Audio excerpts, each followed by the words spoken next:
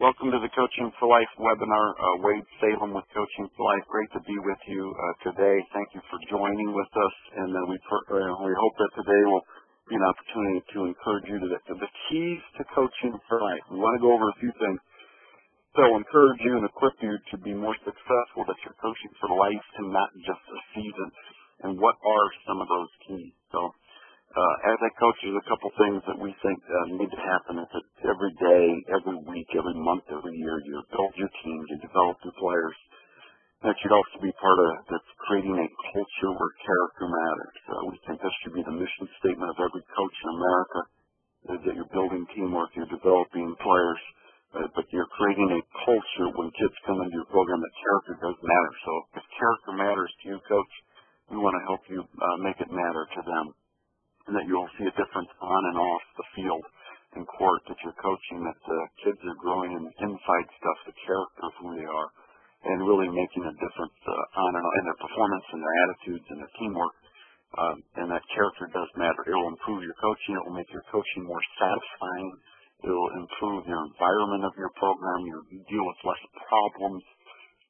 We really think this is the foundation for a program, for a coaching career, is the character piece, in which most coaches, I would say the inside stuff, those intangibles, might be the stuff that I struggle the most with because you can't really see it.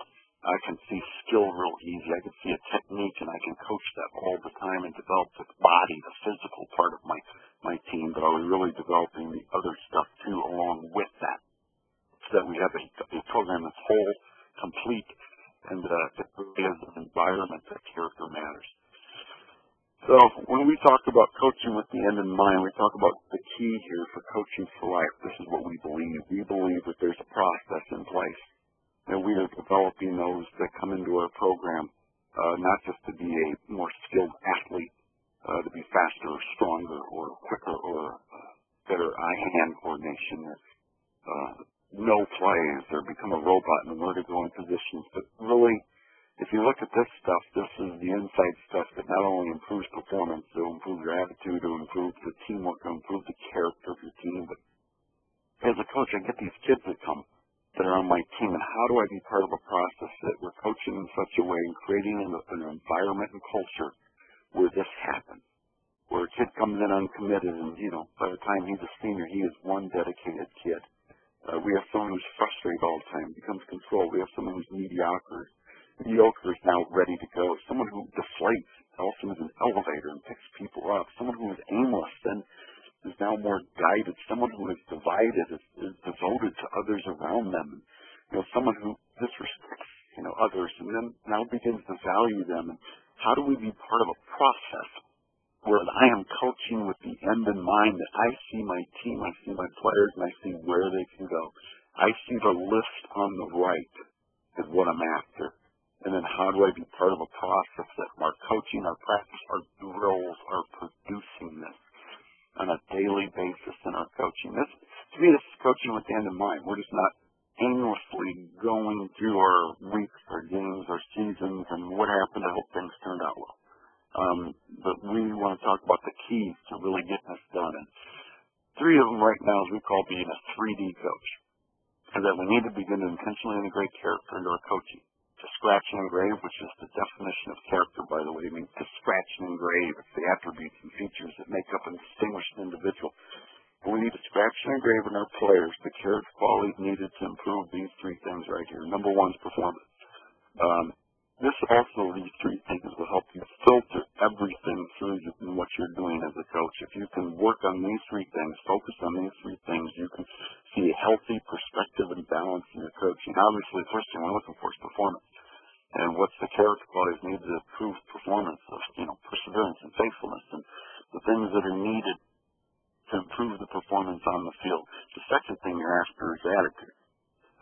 You might have a kid who's very skilled, very talented, but have a terrible attitude. That kid can destroy your team. But the hard part about as coaches, also with each one of these levels of the three dimensions, the farther and deeper down you go, the harder it gets as a coach, because it's going to cost me a little more energy, a little more attentiveness, a little more focus, a little more time, patience to develop those things. And a lot of times it's easier just the kid and we win games, and I don't want to deal with it. And next thing you know, we're using kids. And we're using their talents and their abilities because they do perform. But their attitude's terrible. I could be asked by my boss saying, hey, I want this report in by the end of the month, and I can walk into his office and take the file and slam it on his desk and go, here's your stupid report. Well, performance-wise, I got the report done. Attitude-wise, he's going to fire me. You go in with that attitude, it's not going to work. So how do we play the process that I'm not just seeing performance, but I'm also seeing our attitude, and I won't be satisfied as a coach until I see that attitude and right responsibility and excellence itself. The third thing you're after is heart. We hear that term all the time, to play with all your heart. And if you have a group of people who are doing that, great experience. How do we tap in and dig deep enough and drill deep enough as a coach to get there, that we engage their hearts? And if our hearts are involved, don't expect anybody else's to be. But if we're coaching with our heart and really do care about our players, they will begin to see that. And then how do I evaluate my team on these three things? I know teams that are winning. They're performing well, but their attitudes are, they're haughty, they're prideful, they're arrogant, they're cocky, they're disrespectful. But their performance is great. But boy, the long-term effect of that is what? We're producing arrogant, cocky, we might say in sports it's confidence, but it's not a quiet confidence. It's not a quiet strength. It's a cockiness. I'm better than you. It's a pride. There's nothing wrong with pride if it's producing excellence. But when it disrespects other people and opponents and the way you treat officials and the way you treat others, not right. Not right anymore. We've let things slide long enough. But to be a 3D coach, one of the keys is this right here, that I am seeing performance, I'm seeing attitude, and by the way, you're always dealing with the heart of your team. If you lose your team's heart during your season, I know teams might have started off 5-0, lost a huge game, and you know what? They lost their heart in the game. And their season was done. I mean, that season was over at midpoint. And once you lose your heart, we begin to go through the routines, we go through the motions. It's no longer fun. No more energy, passion. The key is you're always looking at the heart of your team and the heart of your players. So what is a coach? This is a great thing. I think, as a coach, the key for coaching for life is fiber coach. Number one is your character. It's who you are as a coach. It's your character. I mean, we can compensate for skills. We can compensate for organization, preparation, administration, but we cannot compensate for a lack of character, whether it's the head coach, the assistant coaches, someone on your staff. Character to me is the foundation of every coach. The next one is that the coach, would be optimistic. Are you positive? Is there a positive atmosphere around you that why do your players even want to come to practice? Is it optimistic? Is it a pick-me-up? Is it a place where kids are getting better? It's fun. It's a place to be. Or is it just negative all the time? I've been in gyms. I've been on fields where it's like that. It's lifeless. It's, oh my gosh. I've been in where teams are even winning. And I'm all thinking, geez, what would it be like if there was even more, had a little pop in there? But are we optimistic? Are we always seeing what's best? Are we always seeing the best in our players, hoping for the best? Are we always, even after losses, after crisis, are we optimistic as a coach? It's absolutely key. I'm not talking about praising them every single second of the day. But I'm talking about having an atmosphere and an attitude that I'm optimistic and I'm great to be around. And I practice is where I want to be because I get pushed, I get challenged, I improve. It's a fun place to be. The other one here is approachable. As a coach, I'm not talking about being a friend, but I'm talking about connecting with your players, relating to your players, genuine, engaging, supportive relationships. Are we approachable? Every one of us were made for connection. You hear that for years, will they run through walls for you, your players? Well, it's not rocket science. If you treat them well, and you care about them, and you treat them with respect and dignity, they're giving more. You treat them like, you don't treat them well, don't expect them to give you their heart. But are we approachable as a coach with our players? Do we talk to them, or is that kid just number 82? That kid's just number 24. Do we speak to our players? Do we communicate? Do we encourage them? Do we listen to them? Do we have a relationship with them? Absolutely key as a coach to be approachable with your players. It adds a whole other element and dynamic to your coaching. The other one, obviously, is are you a competent coach? This would be two things. Competence means the ability to get something done, basically. And I would ask two questions. It's your knowledge and teaching of the game. I know a lot of coaches know the game but don't teach it very well. I know guys are great teachers, but they don't know enough. But a great balance is that, do I know the game, and then can I teach the game? Will your players at the end of the year know the game better? And, if I give you my kid, and he's going to spend 4 months with you during that season, is he going to come out understanding and knowing the game better? Has he been taught? Are you a competent coach? So the last one there is humility. And humility really means, by definition, others-centered.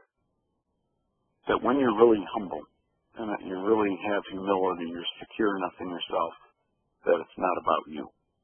And I think as coaches, if you really do look at the great coaches over time, there is a sense of humility with them. That we thought they were larger than life, but it really wasn't about them. It was about the teams. It was about their schools. It was about others. The hallmark of humility is that you treat others better, and that it's not about you. It's about your kids. It's about developing those around you.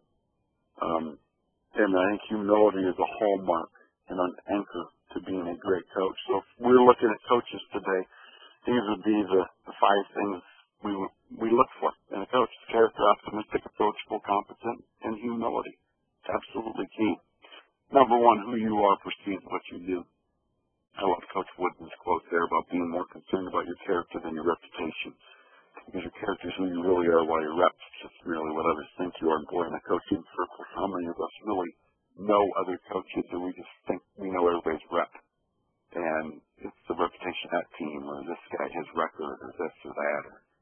But boy, who you are precedes what you do. And that's really boils down. We can talk about coaching character and impacting kids, but if it doesn't start with us, first and foremost as coaches and our own character, we can give you the best character and development program in the country, and if it ain't working in you, it ain't going to work in the kids. It'll just be words that will go out. So the key here is the character of who you are, and who you are precedes what you do. Number 2 is you have to be what you want your players to become. Sometimes they don't like this. I get frustrated, I get angry, issues come up. If I want my kids to be something, I have to be that first. And basically the kingdom just reflects the character of the king. And you can look at programs today that really do reflect the coach's personality and who they are. And as we are growing and developing still, which we all are, that the character qualities that we want our players to have that are growing in us, that we have to be what we want them to become. And the last one here is your team. Number 3, your team grows strength from the character of the coach. Your team is always looking for you as a source of strength, looking to take withdrawals like from a bank when they need it to be able, if there's nothing in there to pull out, and your team's left on their own hanging out there, or you refuse to give them anything because you're so frustrated and the game ain't going well, the ball's bouncing the wrong spot every time, and can't make a layup or missing every shot, or too many penalties and turnovers and mistakes, and we just literally sit down and quit on it. Your team is always looking to draw strength from the character of the coach. And we have to be that source, a rock-solid source that they can come to and look to. And so that's the 3rd key point about that. Frosty Western has a great statement that big time is not a place. It's a state of your heart. It's not something you get, it's something you become. And, so whether you are a freshman coach, a youth coach, coach at a small school, trying to work your way up the ladder to the bigger levels, wherever wherever you are, make it big time. Because you know what, those kids in your program, that's their program. That's their team. And as coaches, big time's now twice. It's the state of our heart. It's the atmosphere, what we're creating. And we have an opportunity to have our freshman or JV season be an absolute blast. I would go back in my career. Some of my best coaches, my ninth grade coach was one of my best coaches, basketball. Ninth grade. It wasn't the varsity. It wasn't, I go back to the times where, oh my goodness, I thought we were top of the world. And are we doing that in our program where we are and making it happen where we are? When we talk about coaching with the defined passion, there's a few things that addresses character and contribution more than prestige, fame, wins, and loss. Your career will be your banquet at the end of your career, your retirement banquet, is really going to be about the character and contribution you made into your players and your community. Sure, we can honor people with wins and losses, but it's the lasting stuff. We have trophies and trophy cases that people walk by and never look at in schools. And those are great. Those are incredible. We're fortunate enough to have those. But it's not about that. It's about really addressing character and contribution. The other thing is it deals with this practice and daily interactions more than just big games. On a daily basis, am I interacting with my players? That adds up over time. Or otherwise, when we only interact with them and you get excited and talk to them at game time or stretching before a big game, or, it's the daily stuff in the hallway at school, before practice, after practice, during practice. So little things that add up over time of developing those people around us. So if I'm coaching with a defined passion, I want to be doing this on a consistent basis. Coaching with a defined passion allows you to see the person behind the player. I don't know, we can get so caught up developing skills, developing the sport, we can forget about that. Who is number 71?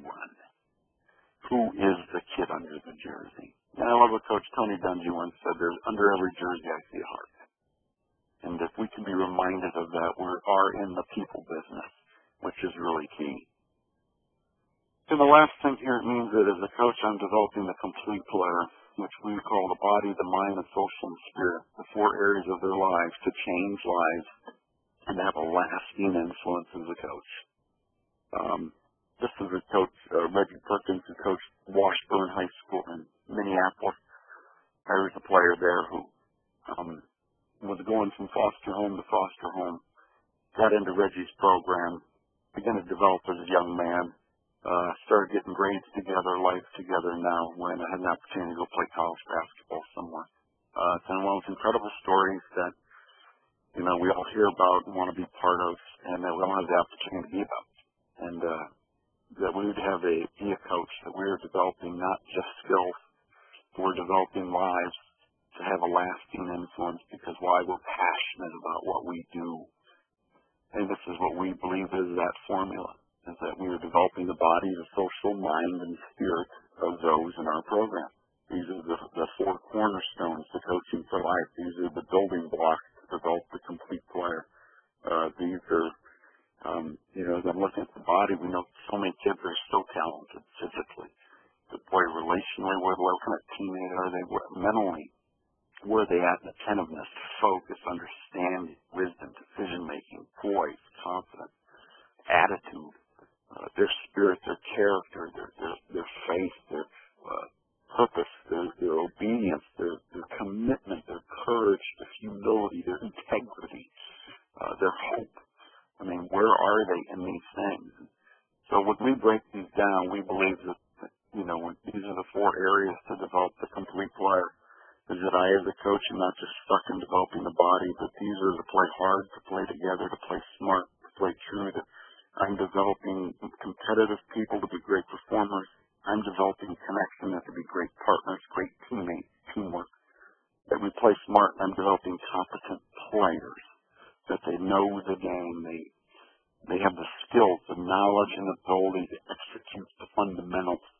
And then they are developing the character and person that I now am looking at the complete player. And this is what we believe is the formula. So the key for Coaching for Life is that I am building these 4 building blocks in my players and developing the complete player. And if you look at this, these are my core values, these are what I'm after, if you start to communicate these things, that this is who we are and how we play, and my team plays hard, we play together, we play smart, we play true, and by saying those four things, you are addressing the four areas in your players' lives. And this is the formula that you can walk out to develop the complete player. And as a coach, this is my focus, this is my foundation in what I'm doing. And this is one of the most incredible quotes I've ever read for coaching. Saw it on a file cabinet in Mayfield High School in Las Cruces, New Mexico, in Coach Bradley's office. Let's just take a minute and read through that.